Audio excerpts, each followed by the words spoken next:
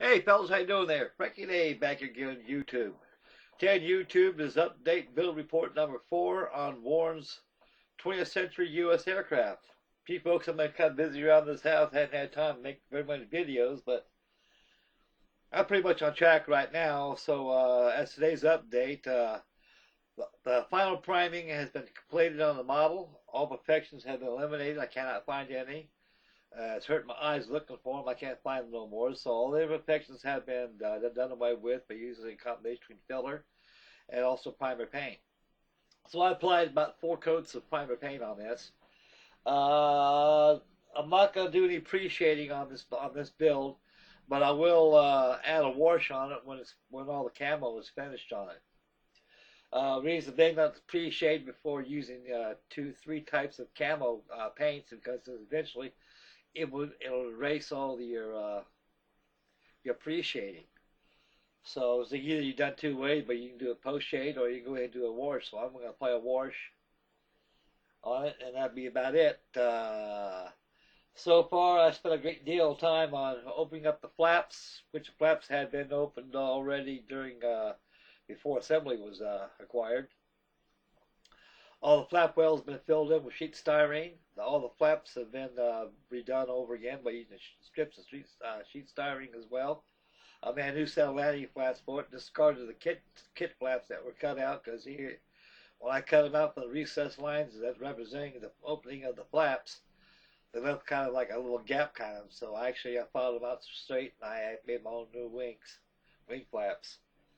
Uh, it's getting there. So tonight I shall start on the finished camo color. So I got a lot of work. I got all my paints all mixed up. I've got my sand, and I got my dark green. Also, I got my my dark leaf green, which they use, which is more or less like a bomber command green. That's all been pre-mixed already using my federal color charts.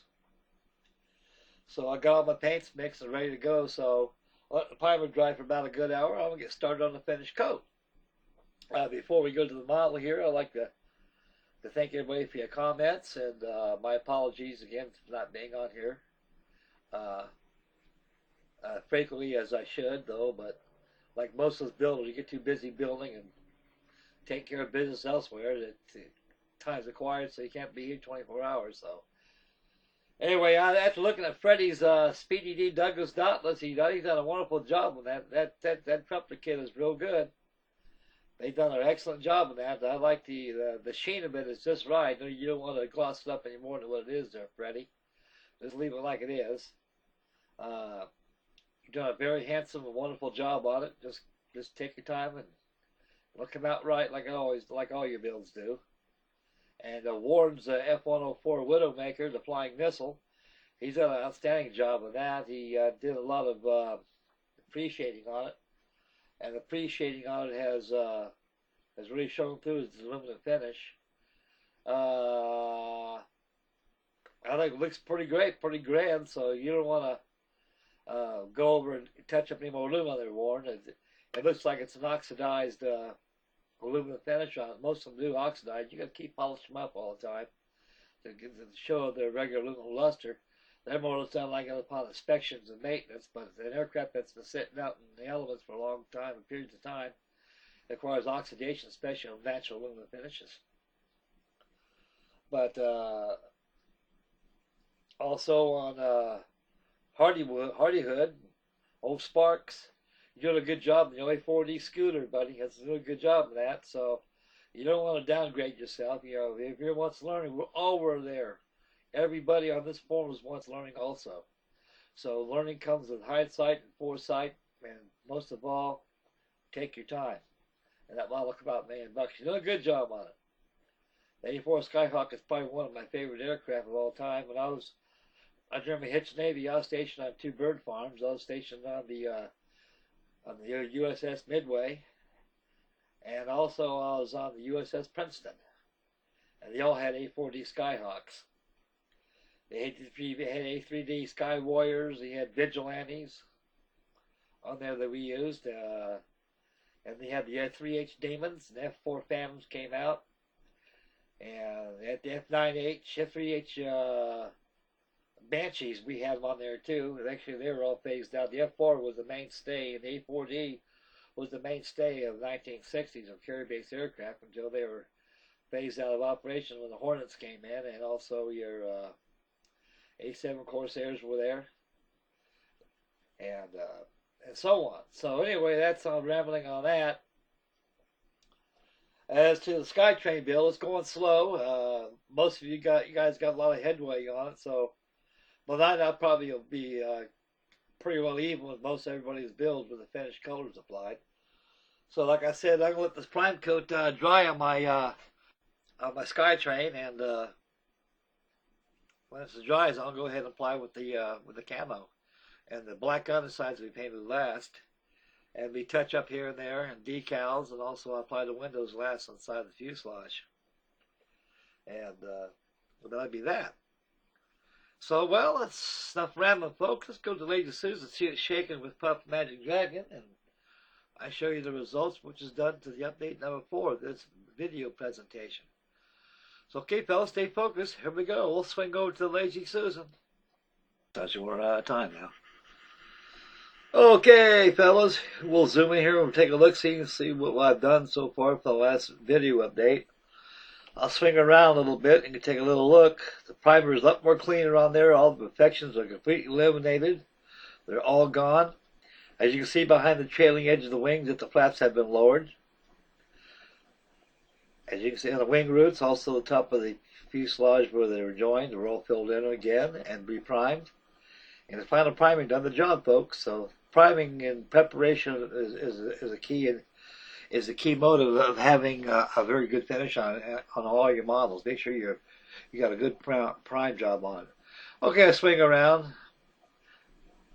The 7.62 miniguns have been covered, tissued in with tape and everything, so I don't have to worry about it painting them over again.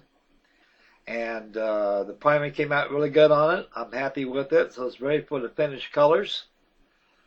And I'll zoom in a little closer. We can see the wing root over there on that one on the left side of the wing has been filled in quite decently, and eliminating all imperfections have completely been gone. They ain't nowhere to be found. You can see the flaps again lowered. The flaps took about 4 hours, folks, to get those flaps in the shape like the way I wanted them. Using my drawings on my Paul Vance volume, and they had a lot of details of the flap wells, how they were represented on the C-47 DC-3 models. There's the flaps right there, as you can see, lowered. And swing around a little more, guys. And I'll put it on her back a little bit, and we can see the flaps. That tail wheel that pivots, it swings, it's pretty well loose in there, but it's got a snap lock on there. It fits in the tail wheel well. It fits in that little module right there. It snaps in. You can see there in my flaps right there. I could have added more strips of styrene across there for your horizontal paneling for your flaps, but this is unnecessary. They're pretty much like the way they're supposed to be on the real machine. Sheet Styrene does a good job lowering the flaps on this model. Really enhances the detail out. Although this is the worst monogram C-47 kit I've ever built. Somehow whoever molded this kit together to make the parts didn't have a very good day that day, so us modelers have to pay the price because some guy went to work with a chip on the shoulder. So anyway, that's not monogram style, or monogram Revell as they are known today. You can see the flaps fully extended in the full position. Still has to be adjusted here and there to get them like the way I want them, but they're pretty much in the full flap configuration. And the flaps are 4 pieces. The wheel wells will be painted glass, all airbrush and chromate green before I apply the black to it. The undersides. And the wheels will be cemented using 5-minute epoxy instead of using styrene glue. Swing around a little more, fellas, and take a look at her. And One thing is certain, this camera does a lot better job than the webcam does. Thumbs up, boys. Finish. We'll go back to finish the video. Okay, fellas, there you go. That was a little walk around of the update number 4 on Warren's Group Build 20th Century Aircraft, United States aircraft. When I finish this video, I'm going to go ahead and start preparing to start doing the finished painting on it. So, if the good Lord's willing, the creeks don't rise, I'll post another video tonight of the camo completely done on my Puff Magic Dragon. Looks like I got about a 5-hour painting session right here on it. So in 5 hours time I should have this thing completely done. And tomorrow add the decals and touch up paint here and there, and hopefully by this Wednesday I'll have it completed. And we'll go to something else. As to the update number 4 on my Puff the Magic Dragon, I've completed all the engines, all have completed and detailed out. I've got all the antennae, ARI antennas, and also the hoop antenna hooked up on top of the fuselage. You got that all installed.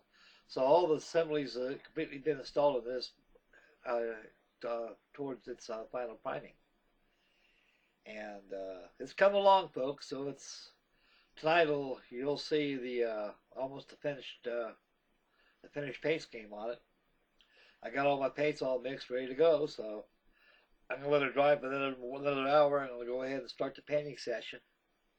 And tonight I'll post another video of it, and we'll go from there. Okay, fellas, it's such a beautiful day out there today, and I might go outside and take one of my radio control sailboats out for a sail today. The Metro Pond about a quarter mile away from my house. And I got a Star 45-inch sailboat. I always sail out there all the time with the wind, and I enjoy that. I wish I was about this tall. Feel like I'm back on sea again. But anyway, fellas, time for me to sign off right here, and stay tuned for the next video. So this concludes Warren's Group Build 20th Century Aircraft number 4. And stay tuned for number 5. It's right around the corner for you, fellas. So I'd like to thank you all for tuning in. And thank you for your wonderful comments and replies. And I'll do the same. And thanks for tuning in again. And please subscribe. And happy modeling. We'll catch you guys on the flip side on number 5 coming up next. So thanks, boys, for tuning in. May God bless. Bye now.